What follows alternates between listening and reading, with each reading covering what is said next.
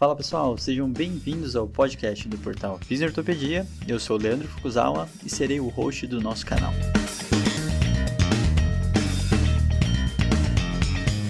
Esse podcast tem como função ressignificar o papel do fisioterapeuta em tempos modernos.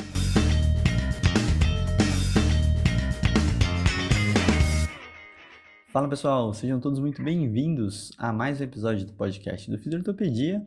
E hoje estamos aqui com a mãe da Bia, né? Agora as pessoas perdem o nome depois que vira mãe, né? Muito bem-vinda, Isa. Tudo certo?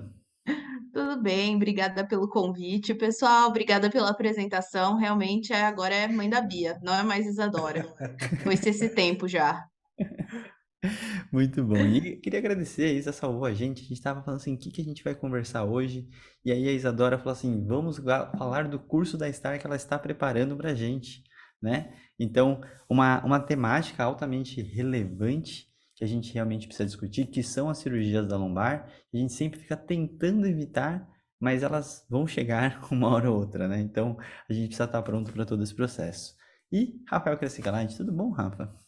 Tudo ótimo. Eu estava tentando lembrar aqui, o episódio que a Isa veio foi falar de segunda opinião, né, Isa? Exato. Foi Tantos naquele bloco. primórdios, É, né? Faz verdade. Faz muito Foi tempo. naquele bloco que tinha Rodrigo Vasconcelos, Thaís Chaves e tudo mais, e foi naquele bloco lá. Faz um Perfeito, tempinho, perfeito. Vai fazer verdade. quase um ano, mais de um ano, com certeza. Isso foram muitos episódios. 100 episódios depois, estamos aqui. Exato. Estamos aí. Mas estamos aqui, a Isa, que é essa pessoa que, para quem não sabe, produz todo esse conteúdo para a gente em relação a todas as terças-feiras. Tem infográfico, tem carrossel, tem um monte de artigo. Ela e Luiz Escola preparam todo esse material, né? Então vamos começar do começo, como faz tempo que você não aparece aqui, Isa. Se apresente para as pessoas. Além de mãe da Bia, quem é Isadora Oliveira?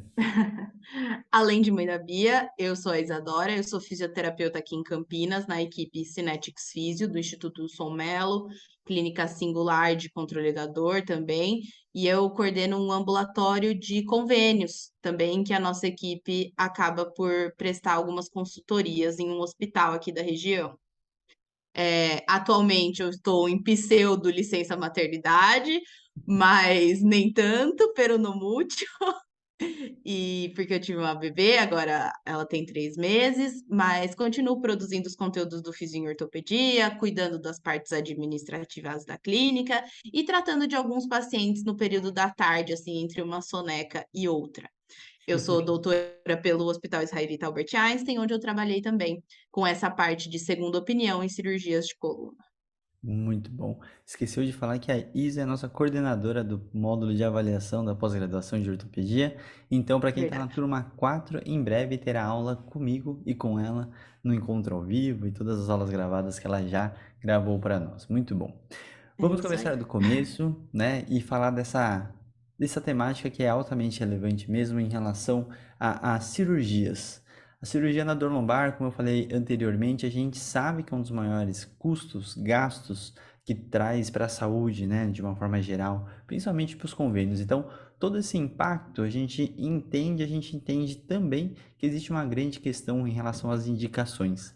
Antes da gente entrar nos tipos e tudo mais, eu vou até pedir para o Rafa fazer uma breve introdução em relação a essa problemática, que ele estuda bastante de custo, tudo, e depois a Isa complementa, em relação a esses cenários das cirurgias relacionadas à lombar, né, Rafa? O que é esse grande impacto que a gente tem referente a esse assunto? Desde que a gente tem os dados do Global Burden de 1990, a dor de coluna lombar, ela tem se mostrado aí não só a doença mais incapacitante, mas também cara do mundo. E em cada país isso muda de figura, né? Os fatores associados com o que faz a dor de coluna lombar ser a doença mais cara e incapacitante.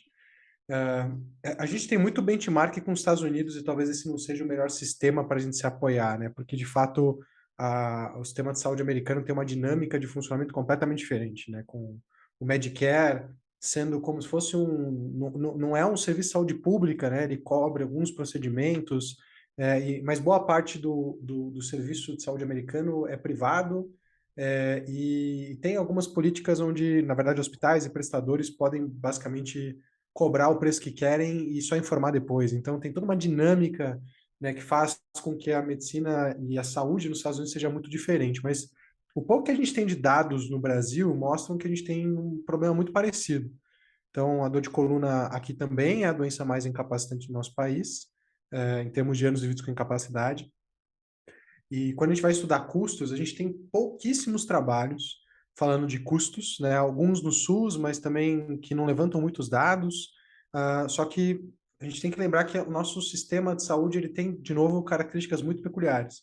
Então, dos 100% das vidas brasileiras, né, a gente tem 30% das vidas hoje que são cobertas por plano de saúde ou pela saúde suplementar, dos quais 70% dessas pessoas são cobertas por planos de saúde e estão nos planos corporativos. E a gente tem alguns dados mostrando um track record bem sólido, mesmo no cenário pré-Covid e agora durante o Covid, que o maior motivo de custo dentro dos planos de saúde corporativos, esse é o dado que nós temos, ele está relacionado com dores musculoesqueléticas. E aí, quando você vai tentar entender quais são os motivos ou quais são os principais fatores associados à abertura de sinistros dentro dos planos corporativos, surge cirurgia de coluna e manejo de questões relacionadas à coluna. Então, do que a gente tem de dado disponível aqui no Brasil, a gente consegue pegar assim informações dispersas, né? Quando você vai ver dados do INSS, você vê que 65% dos afastamentos dos últimos 20 anos foram por condições musculoesqueléticas. Quando você vai, por exemplo, nas empresas, você vê que a dor de coluna lombar é o principal motivo de dias perdidos de trabalho. Quando você vai olhar, por exemplo, dados de uso do sistema de saúde, você vê que no Brasil, mais ou menos 40% das internações são por dor de coluna lombar e mais ou menos 17% 40% das idas a pronto-socorro são por dor de coluna lombar e 20% das internações são por dor de coluna lombar. Então, quando você vai montando essa figura, a gente vê que as condições de coluna lombar, especificamente, elas não só são muito prevalentes, estima-se aí que a gente tenha mais ou menos 26 milhões de brasileiros com dor de coluna lombar, pelo censo de 2021 do Global Burden, mas também estão ali entre os principais motivos de custo, não só para as operadoras, mas para as empresas, né, para o governo, em termos de afastamento profissional, e para as operadoras ou autogestoras também. Uhum. E, de novo, um dos principais pontos parece ser a cirurgia, né? A cirurgia vem aí como talvez o principal motivo de custo na maior parte das operadoras ou corretoras e autogestoras, quando a gente vai falar especificamente do que está associado com esse custo tão grande assim de condições osteomusculares. Então, para resumir, a gente tem um quadro complexo também aqui. O nosso sistema de saúde ele é complexo, né? A saúde suplementar se sobrepõe à pública, que se sobrepõe à privada. Então, a gente tem um interlaço muito complexo entre esses setores, o que faz com que seja muito difícil de calcular o real custo e o real impacto de algumas condições em termos econômicos. Mas o pouco que a gente consegue entender de dados no Brasil mostram que as condições de coluna lombar são um baita de um problema, o maior problema que a gente tem, e a cirurgia, ou as cirurgias ali, estão entre, né, os principais fatores responsáveis por isso. Perfeito. E aí, indo já, né, fazendo um resumo, acho que entra muito o que a Isa estudou no doutorado dela, né? Então, Isa, fala muito de forma breve, porque as pessoas que querem saber mais vão escutar o outro episódio, mas para a gente conseguir realmente entender, né, o porquê que tem todo esse impacto e todos esses custos que o Rafa falou, todo esse cenário, e aí entra o que você estudou no seu doutorado, e depois a gente entra realmente nos tipos de cirurgias e a temática em si. Então, por favor. O meu doutorado foi dentro da segunda opinião, né? A gente estava dentro de um projeto eu fiz o meu doutorado de 2016 até 2019. Uhum, E a gente estava dentro de um projeto que chamava Projeto Coluna, dentro do Einstein, que era basicamente um paciente que teve, bem resumidamente, tá, pessoal? Um paciente que teve uma indicação cirúrgica num serviço externo, era convidado pela operadora de saúde a receber uma segunda opinião médica dentro do hospital. E aí, esse portão, né, esse profissional que funcionava como esse portão era um profissional médico, e uhum, aí ele fazia uma avaliação novamente nesse paciente e via a real indicação dessa cirurgia. Caso fosse indicado, seguia o fluxo operatório, e caso fosse indicada a fisioterapia, seguia o fluxo dentro do nosso centro de reabilitação, no qual eu era uma das terapeutas desse projeto, e de outros projetos que estavam sendo conduzidos naquele momento. O que que a gente pode perceber? que existe muita superindicação dentro do sistema de saúde do Brasil, né? Muitas pessoas que iam para a segunda opinião dentro do projeto não precisavam, né? Não tinham real indicação de uma cirurgia naquele momento, né? Ou muitas vezes também, quando ela tinha uma indicação de cirurgia, às vezes havia divergência entre as indicações médicas. Por exemplo, era uma artrodese 5 níveis que foi proposta primeiramente. E aí, aí o board de coluna, né, que era uma reunião dos médicos que discutiam esses casos semanalmente, acabavam discutindo ou tendo essa reflexão do caso e, por exemplo, propunham uma endoscopia, né? Alguma coisa menos invasiva e também com menos custos associados, né? Dentro desse cenário, então, a gente conseguiu economizar um bom valor dentro dessa operação, tanto para a fonte pagadora, como também oferecer alguns benefícios aí para os pacientes, né? Que era o objetivo principal, que sempre tem que ser o objetivo principal dentro do manejo dos pacientes, dentro do sistema de saúde. Quando a gente fala de custo-efetividade, saúde baseada em valor, todos esses conceitos atualmente que estão bastante dentro do cenário de discussão, o Rafa sabe bem disso. Eu trabalho com o Rodrigo Vasconcelos, então a gente também está sempre sendo bombardeado aí por esses conceitos e tudo mais, mas a gente sempre precisa pensar que o paciente tem que estar no centro de tudo, apesar de tudo, né? Existem outras vertentes a serem exploradas no cenário atual da saúde, como o Rafa falou super bem agora nessa introdução do podcast, nesse primeiro momento, mas a gente sempre teve bastante esse foco no paciente, na qualidade de vida dele e na escolha dele. É muito importante ressaltar isso, que o programa de segunda opinião nunca forçou goela abaixo nenhum tipo de diagnóstico ou nenhum tipo de segunda consulta ou nada disso. Se o paciente não estava confortável com a opção que lhe foi oferecida, se ele não estava confortável, se ele queria operar ou se ele queria continuar na fisioterapia, ele tinha esse momento de decisão compartilhada junto com a equipe. Isso é super importante de ser ressaltado, porque às vezes isso é mal interpretado, né? Por um equívoco de explicações ou por falta de informação. Às vezes falavam, isso barra a cirurgia, ou isso só quer economizar dinheiro. E no fundo, não é isso. Era um estudo que era um protótipo, né? Era um projeto piloto, de certa forma, que acabou tendo esses resultados Uhum, de economia para a saúde e de qualidade de vida para os pacientes também. Eu perfeito. até queria puxar um ponto aqui, Luísa, na tua fala, porque esse é um assunto complexo, né? De novo, começa a juntar a lei com, né, o funcionamento da saúde suplementar, privada, então tem essa interface que é complexa, porque assim, é até uma coisa interessante, né? Pela ANS, eu estava até buscando aqui no paralelo, tem uma normativa que é a 424, que fala sobre junta médica. Então, no quesito de saúde suplementar, quando existe uma indicação de cirurgia por um primeiro profissional, hoje as operadoras elas têm um prazo Tem de esse 21 respaldo. dias, né, para poder dar uma resposta referente a uma junta médica. Então, é como se fosse um mecanismo que as operadoras têm para poder avaliar, do ponto de vista técnico-assistencial, a conduta, né, e tentar tomar uma decisão. Inclusive, tem algumas normativas ANS que falam sobre a negativa de cirurgia. É obrigatório pela ANS que as operadoras tenham algum programa para alguma coisa para aqueles pacientes que tiveram negativa de cirurgia. O grande problema é que a realidade disso é que muitas vezes se cria uma junta médica que avalia, por exemplo, não a indicação em si, mas olha, será que o material foi adequado, não pediu de mais, não pediu de menos, e não especificamente uma avaliação com relação à indicação. Então, às vezes, assim, se o paciente tem, né, dor de coluna, tem um diagnóstico de uma hérnia no exame de imagem, e o material solicitado foi adequado, a junta médica tende a aprovar a cirurgia.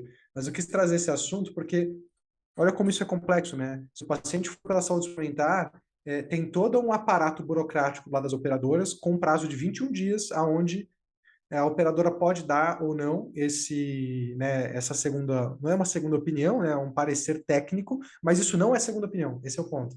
Uhum. Né? E a segunda opinião tem uma baita complexidade, isso tende a dar mó, né, a gente já escutou que isso acaba gerando, estou tentando achar uma palavra aqui, mas isso não costuma ser Uma levado a sério. polêmica. Exatamente, obrigado, Isa. Qual a sua vivência com isso, Isa? Aproveitando que você passou por um projeto de segunda opinião.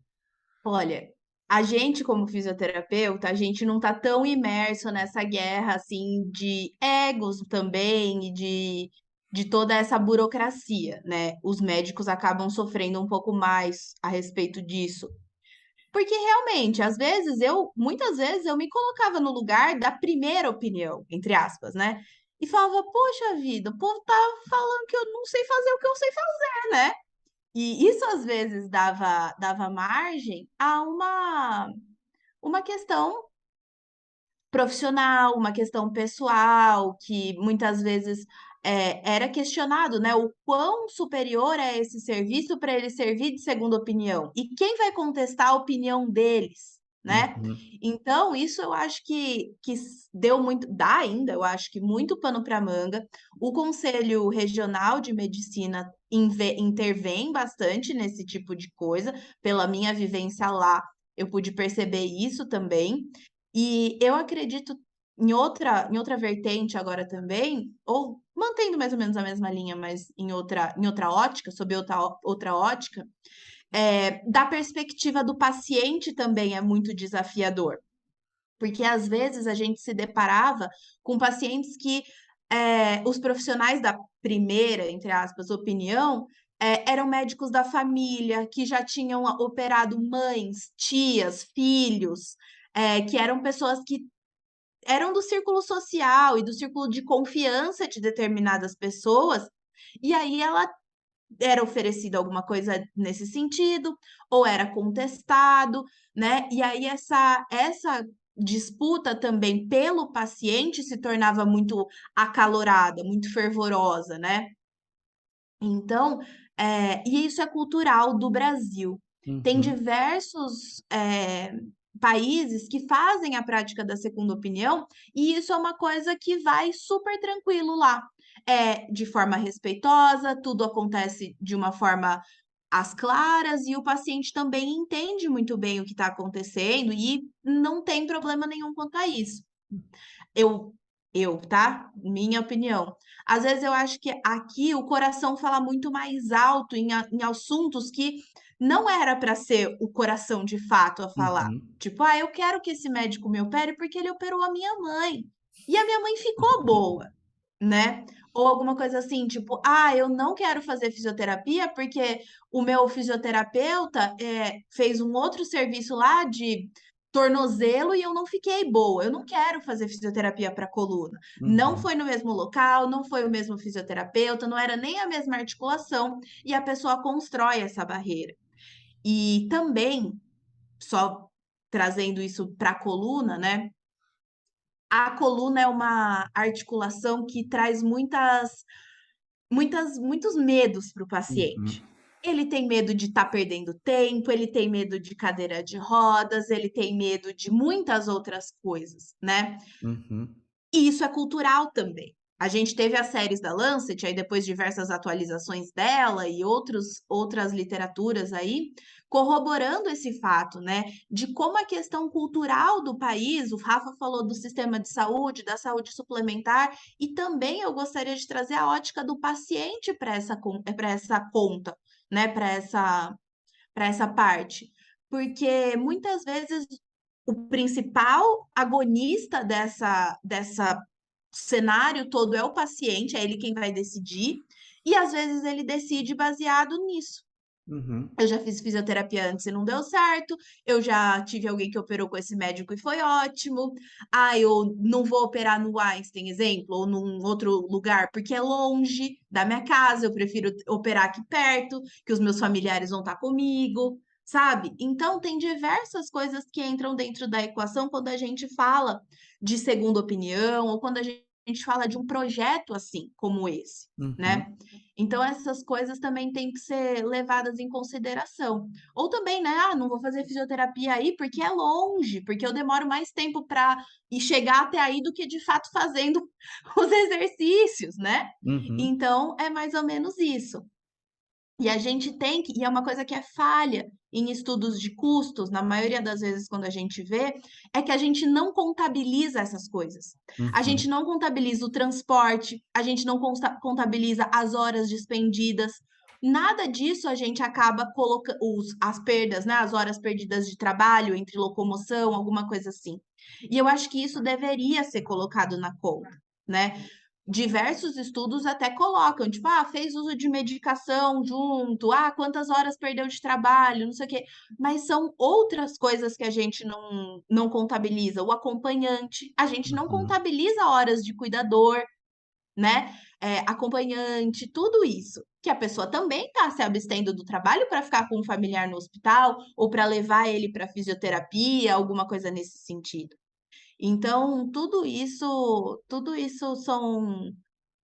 são vertentes, são coisas a serem consideradas. Eu acho que quando a gente fala, principalmente de coluna, né, porque realmente é o que a gente é o que gasta-se mais nesse sentido. E Sim. outro parênteses também, o Rafa falou do lance dos exames de imagem, né, das juntas médicas e tudo mais. Muitas vezes as decisões são feitas baseadas neles, sendo que Uhum. a gente sabe que isso é totalmente infundado pela literatura. A literatura não defende mais o exame de imagem como ferramenta principal de diagnóstico para patologias de coluna, né? Isso Uhum. já caiu por terra.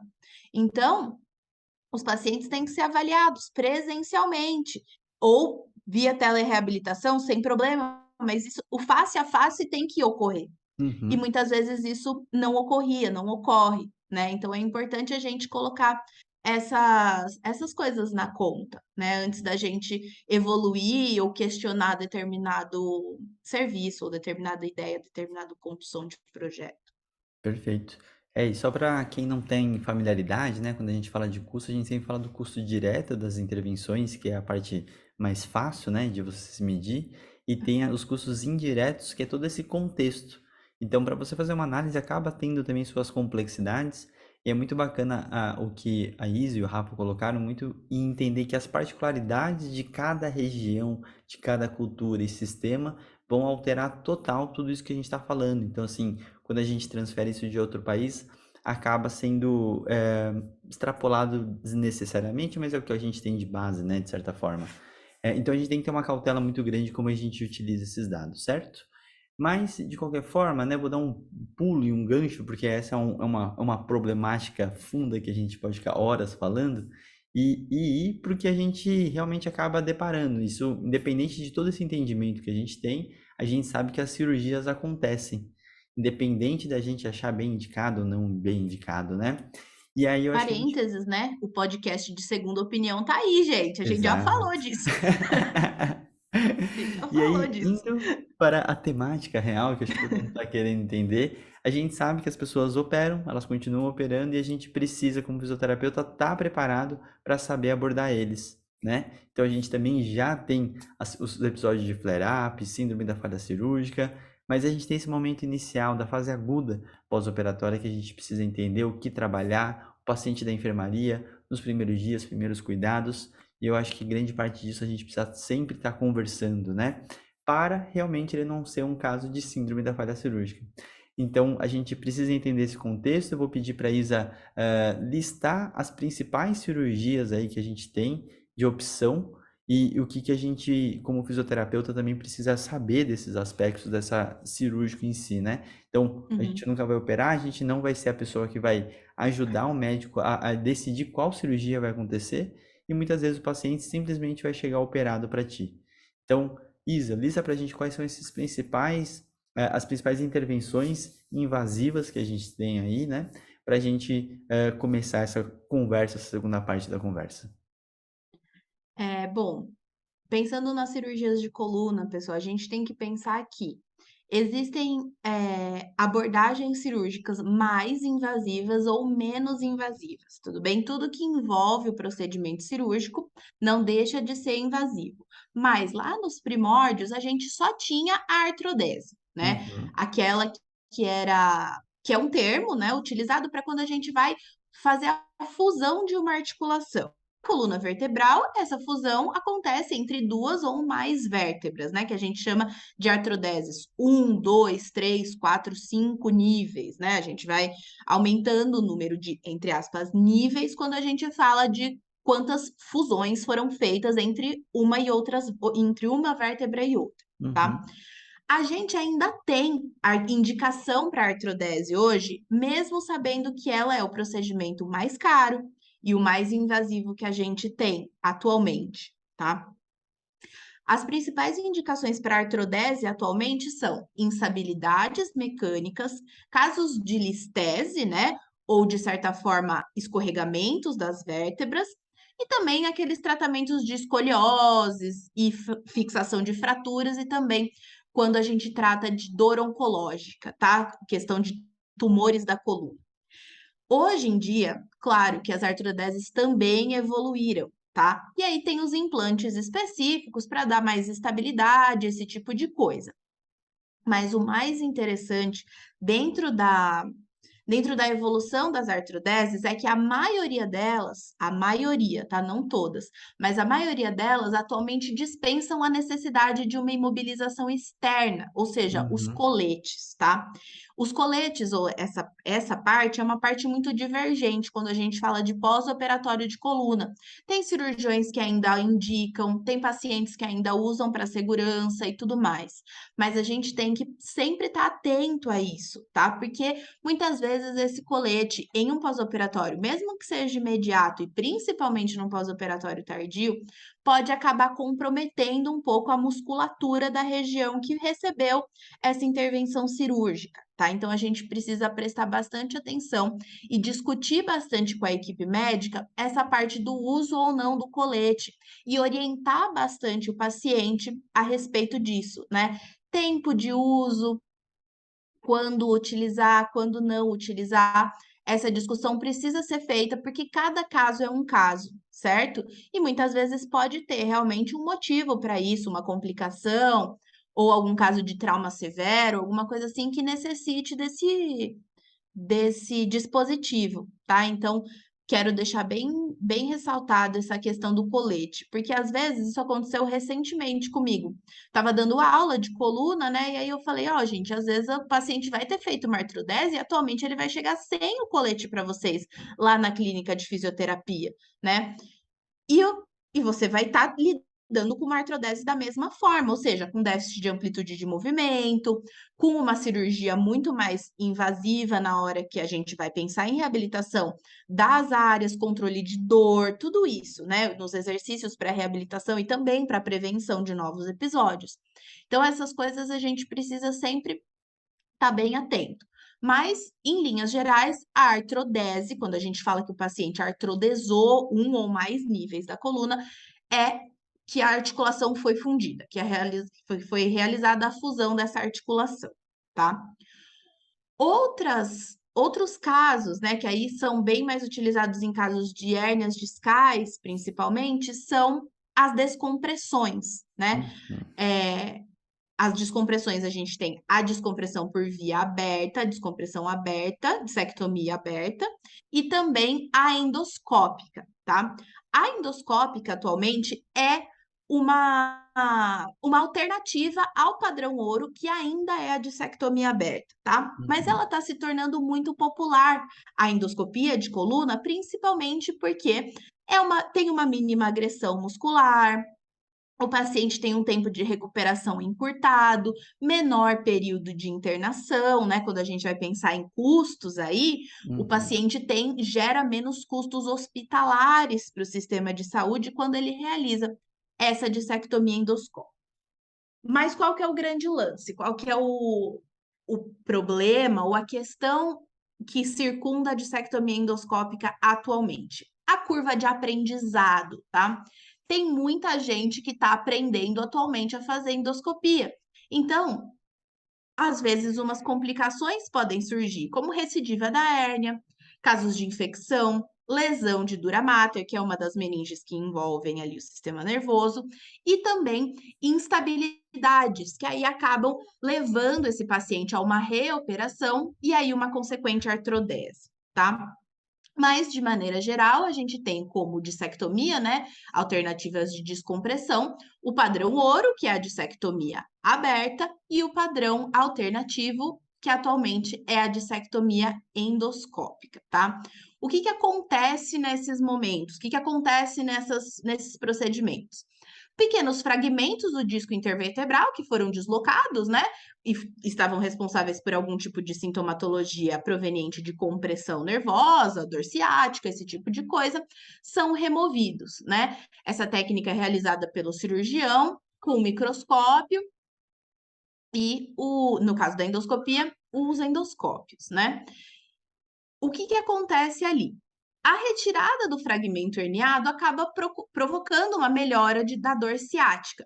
Também não precisa de muito tempo de repouso, independente se é a dissectomia aberta ou a endoscópica, quando a gente vai comparar com a artrodese, elas têm um tempo de recuperação menor, tá? Então aí a gente consegue já orientar esse paciente para retornar ao trabalho, né, com algumas ressalvas e também praticar esportes de 4 a 6 semanas a gente já consegue fazer isso, tá?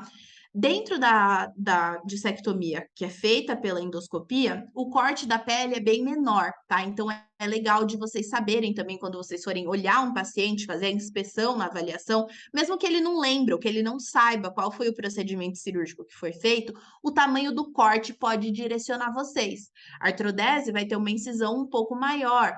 A dissectomia já menor e a endoscópica menor ainda, né? O corte da pele aí dentro de uma endoscópica é de aproximadamente 10 milímetros. Então, é quase imperceptível, tá?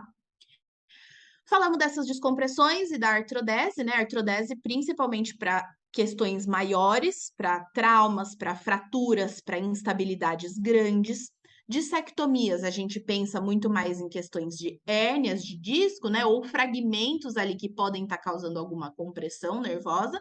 E também a gente tem a estenose do canal vertebral, né? Que aí é necessário de ser feita uma laminectomia, que é a Uhum. retirada que pode ser uma parte ou da lâmina toda, né? Que é essa parte do osso que serve como cobertura ali das estruturas nervosas no interior do canal vertebral. Isso também, quando essa luz do forame acaba ficando menor, né? Quando a gente tem um estreitamento ali dessa parte, é importante a gente realizar a cirurgia, né? Uhum. Quando está comprometendo demais a função, ou mesmo essa questão de dor irradiada para membros inferiores, a laminectomia é o procedimento a ser realizado, tá? Principalmente com o desenvolvimento dessas técnicas minimamente invasivas e tudo mais, às vezes a gente vai ouvir que foi uma descompressão over the top, tá? Uhum. Que também é um tipo de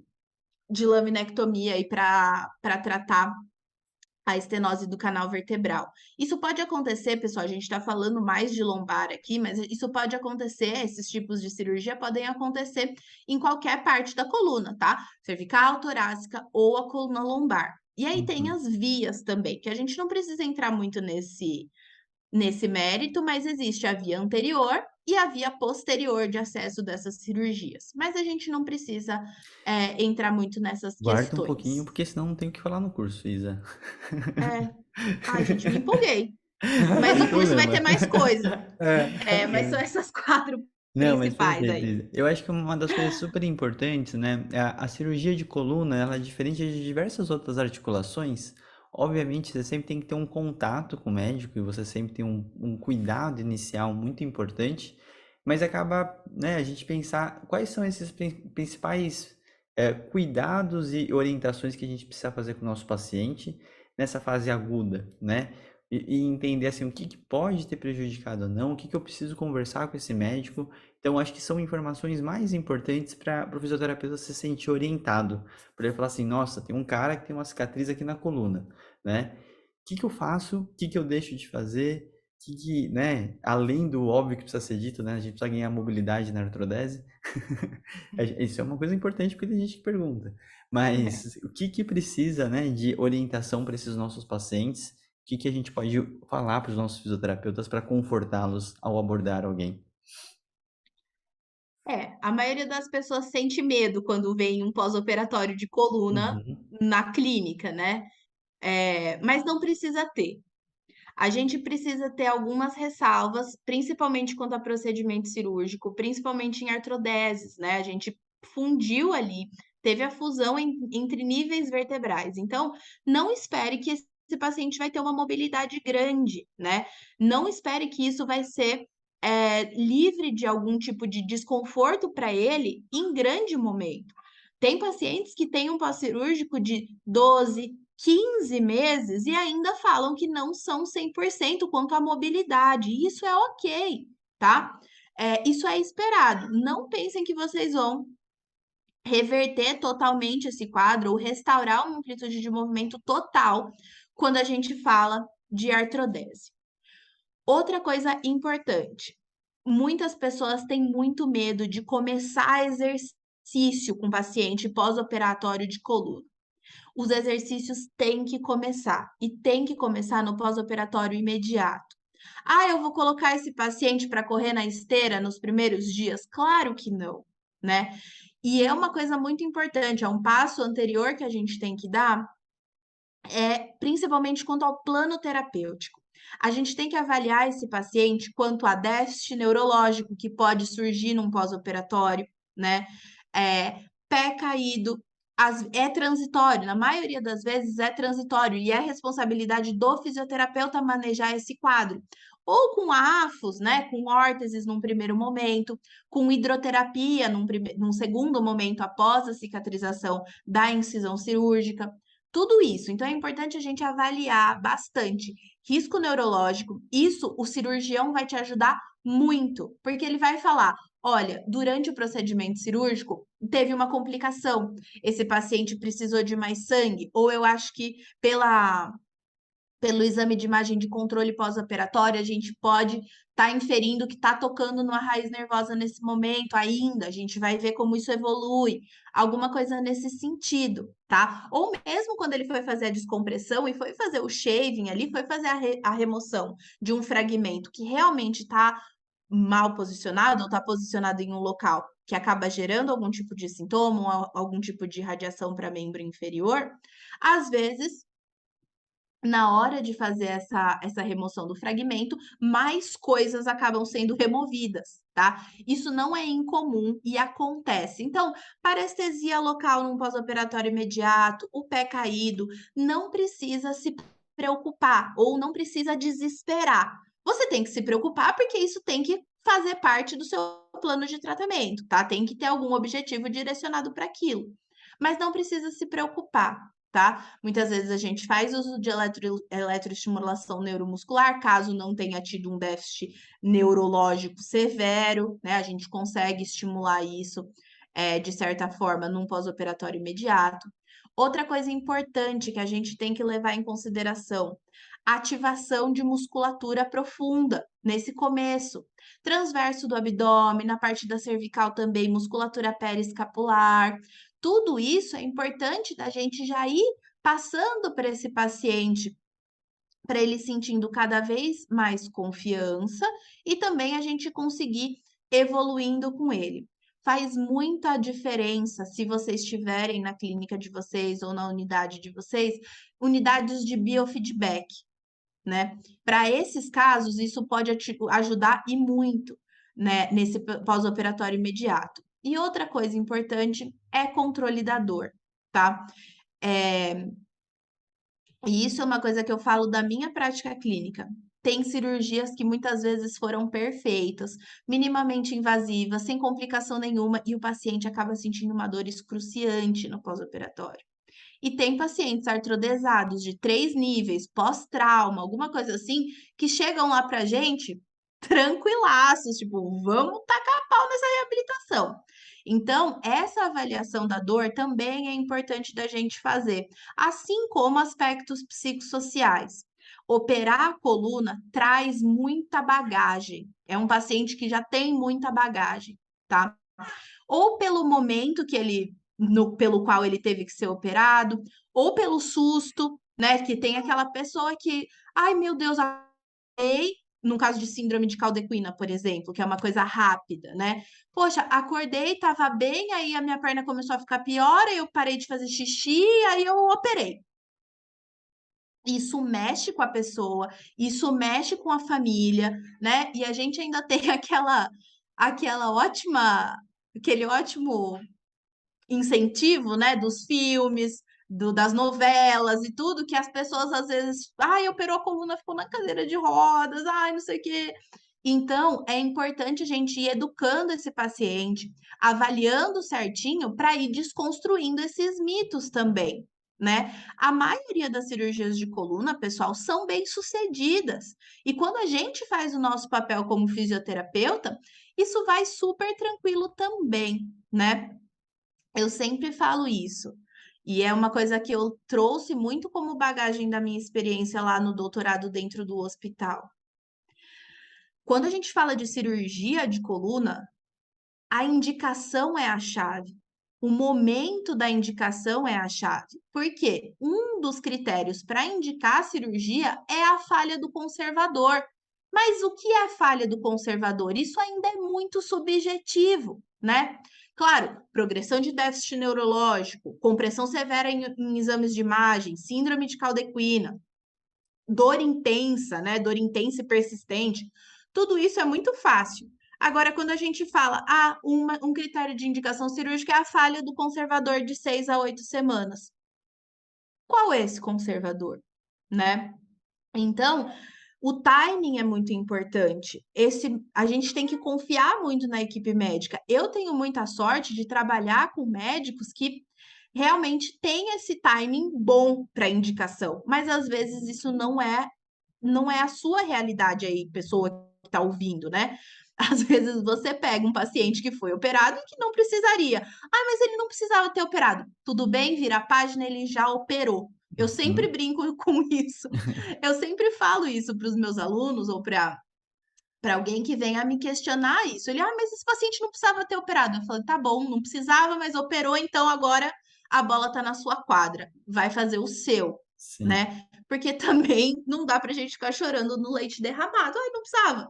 Não precisava, mas agora já foi, sem né? dúvida. E aí passar essas orientações quanto ao uso de colete, quanto à contração da musculatura profunda, Uhum. de certa forma, num pós-operatório de médio para tardio, controle motor, né? Uhum. Investir na retração cervical, nas básculas, na ativação de flexores do pescoço. Todo o trabalho, quando a gente está falando de cervical, membro superior, quando a gente está falando de lombar, membro inferior, tudo isso é importante a gente estar atento. Eu só vou fazer um parênteses porque eu sei que esse podcast chega em muita gente, tá? E muita gente de diversos níveis de instrução. Pessoal, pode parecer bobo para algumas pessoas, mas para outras eu sei que vocês estão pegando o caderninho para anotar. Nível cervical vai sempre acometer membro superior e nível baixo, lombar, vai ser membro inferior. Tudo Uhum. bem? Nunca se esqueçam disso. Isso é importante também de vocês saberem, tá? Não vai ter, ou pode não ter, ou não deveria ter um paciente que operou a cervical por causa de queixas de radiação em membro inferior, tá Uhum. bom? Nem vice-versa. Isso é importante de ser ressaltado também. Boa, Isa. Só para complementar também, eu acho que tem sempre que lembrar alguns processos, né? Eu acho que mais do que proteger a coluna, a gente tem que respeitar o processo de cicatrização. E eu troco um pouco essa palavrinha só para a gente conseguir realmente entender que é natural e fisiológico que vai acontecer lá, para não ficar criando uma proteção que depois vai ficar excessiva, né? Uhum, Então, essa hipervigilância, essa catastrofização da situação, esse sentimento de culpa de uma cirurgia que não precisava às vezes ser acontecida, é o que a gente não precisa falar com o nosso paciente, né?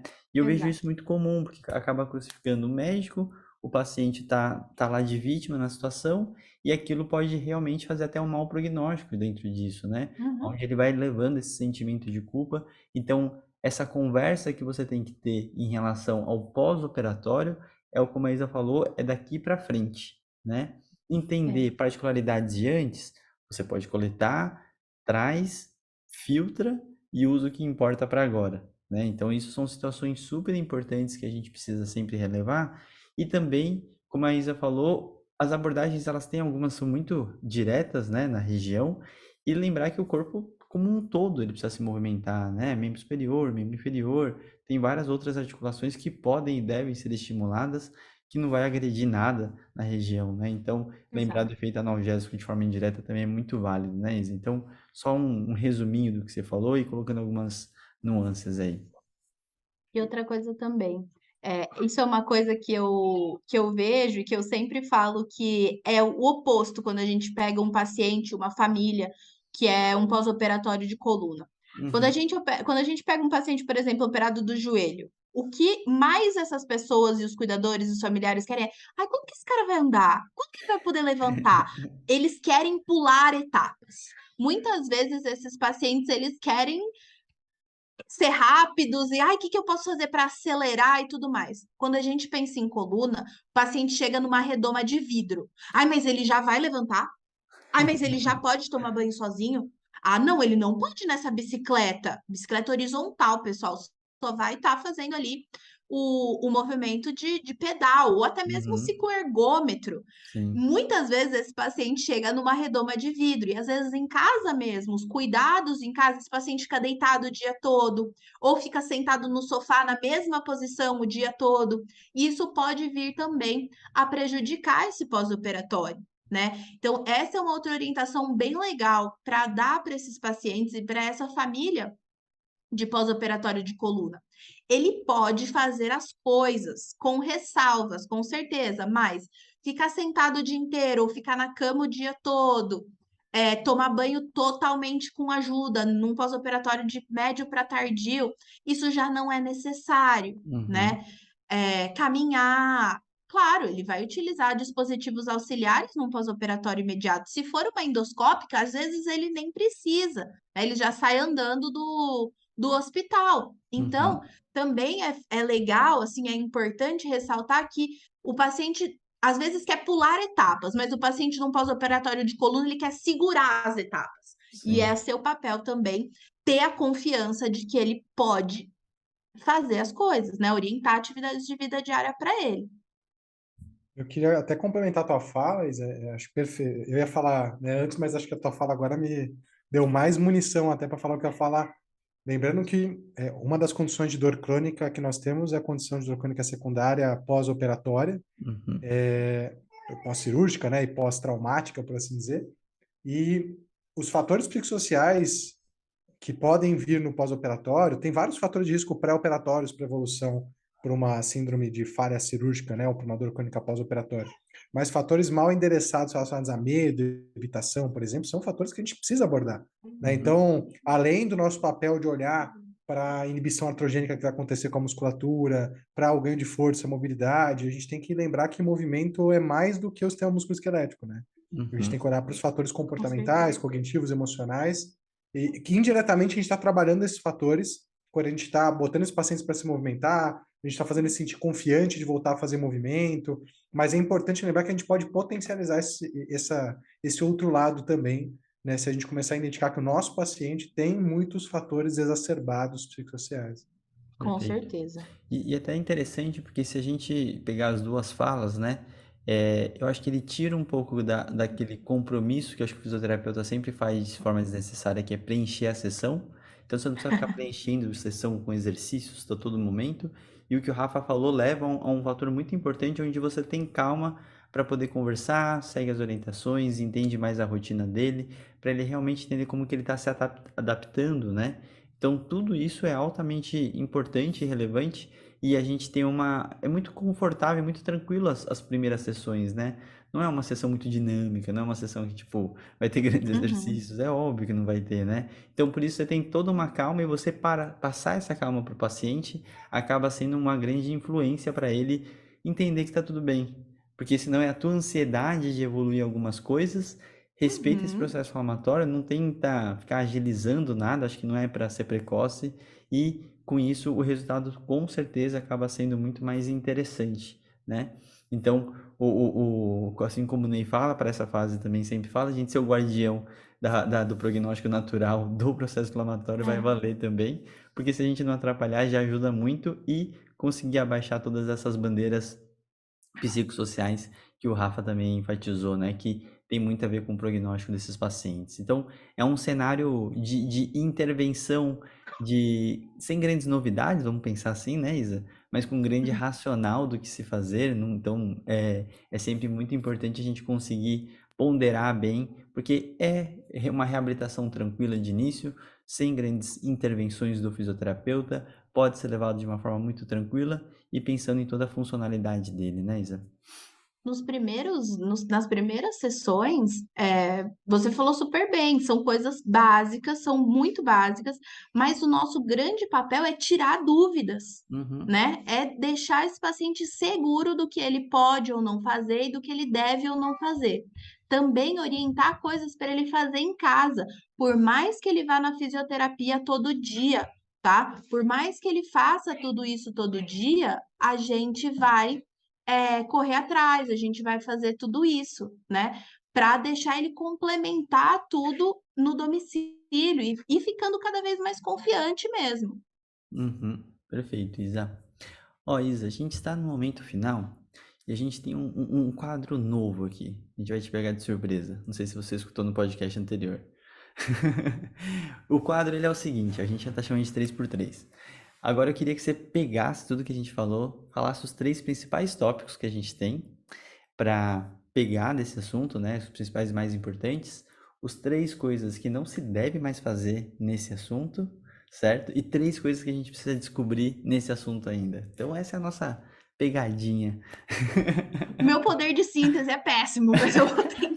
Vamos treiná-lo. 3 por 3, Então, vamos lá, três Isa. coisas que eu Highlights. não deve Os 3 fazer. principais highlights, o que não deve Ah, mais fazer e, por último, 3 coisas que a gente precisa descobrir ainda. ó, 3 principais highlights: tratamento individualizado, conhecimento sobre o procedimento cirúrgico e controle da dor. Tira dúvidas. Uhum, Coisas que a gente não deve fazer: tentar acelerar demais o processo, uhum. tentar deixar o processo lento demais, também não se deve fazer, e essa parte do uso dos coletes. Isso é uma Perfeito, coisa que a gente também tem que questionar novamente. perfeito. E 3 coisas que a gente precisa descobrir, Isa. Critério de falha do conservador para indicação de tratamento cirúrgico, Bom ponto. custos indiretos associados à reabilitação em geral Uhum. e percepção do paciente quanto à dor e pós-operatório. Muito bom, Isa. Posso só na Eu acho palavra, que é Isa? isso. Foi ótimo aí, ó. Foi uma síntese perfeita aí. Queria ter falado mais, mas eu me contive. Eu falei, Foi não, eu bom. vou fazer. Foi bom, Não, foi Vou sem fazer bom, foi essa bom. problemas. tarefa. Agora a gente dá o poder da palavra para poder finalizar e falar o que você quiser, mais tranquilamente, com menos pressão. É. Sem síntese. Mas momentos finais, Não. Isa. Então faz um fechamento. Acho que o episódio foi muito esclarecedor, né? Pra gente poder falar, levantar um pouco da problemática. O curso tá aí, em breve ele vai ser lançado. Se eu não me engano, vai ser em outubro. A gente tá conferindo essas datas. Mas tá, acho que com certeza vai ser um curso que vai ajudar muita gente. É uma realidade que aparece em diversas situações. E o fisioterapeuta precisa entender cada vez mais diversas questões para fazer uma abordagem simples, podemos dizer assim, mais efetiva, né? Então, por favor, palavras finais para fechar o assunto aqui. Para fechar o assunto, eu acho que a gente tem que pensar, não só em pacientes de coluna, mas a gente está falando disso, que cada paciente é um paciente. Cada cirurgia vai evoluir de uma maneira. Então, parem de ter medo da equipe multi e vai perguntar para o médico como foram as coisas, tá? Vai tentar ver qual foi o acesso cirúrgico, tenta entender um pouco mais sobre como foi esse intraoperatório, né? É super importante isso. E também evoluir quanto a expectativas desse paciente. Não tenta também, tenta entender o que ele era antes da cirurgia de coluna, para você entender o que ele vai ser, o que você vai ajudar ele a ser no pós-operatório, né? No Uhum. pós-cirurgia de coluna. Isso é super importante também. No mais, quero agradecer vocês pela oportunidade de estar aqui e eu conto com todo mundo aí na plataforma Star, quando o curso sair. Vai ter muito mais coisa. A gente Muito já bom. falou muito, mas vai ter muito mais coisa. Sensacional, Isa. Isa, queria agradecer muito sua presença aí. Realmente é um tema que a gente precisa estudar mais, aprofundar mais, estar mais em contato com o médico. Acho que nessa hora essa conexão e essa comunicação é essencial, né? E realmente só agradecer pela tua parceria, sua grande colaboração que você faz pra gente diariamente aqui no portal, né? Um beijo em Imagina, eu você, que um beijo na agradeço. Bia, um beijo no Luiz, um beijo em toda a família. Beijo no Rafa, beijo no Leandro, beijo todo mundo. É isso aí. A família tá crescendo, né? A gente tem que lembrar de todo mundo. Mas acho que é isso. Rafa, alguma palavra final aí? Eu acho que, só reiterando, se vocês gostaram do episódio, acho que eles podem, esse episódio pode contribuir de alguma forma com outros colegas também. Não deixa de compartilhar. Se você está nos escutando no Spotify, nos avalie.